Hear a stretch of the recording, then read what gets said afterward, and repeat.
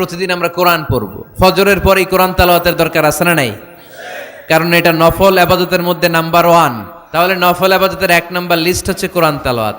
এই কোরআন তেলাওয়াত করে আমরা আল্লাহর কাছে যেতে চাই। লিস্ট নাম্বার 2, তাহাজ্জুদের সালাত।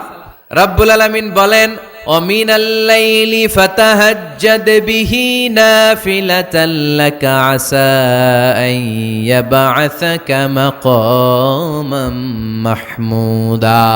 রাত্রিবেলায় যে ব্যক্তি তাহাজ্জুদের সালাত আদায় করবে তার মর্যাদা বাড়িয়ে দেয় কে? আল্লাহর নৈকট্য পাওয়ার 3 নম্বর নফল ইবাদত হচ্ছে দোয়া করা। কি করা? দোয়া করতে রাজি আছেন তো সবাই? দোয়া কিন্তু অনেক পাওয়ারফুল। আর দোয়া মুখুল ইবাদা, দোয়া হচ্ছে ইবাদতের নির্যাস। যে দোয়া করলো না সে কিচ্ছু করলো না, ঠিক কিনা? যার দোয়া মিস তার সব মিস, ঠিক কিনা? এজন্য নামাজের মধ্যে আমরা দোয়া করি। এখন চিল্লায় পড়ে না আমিন।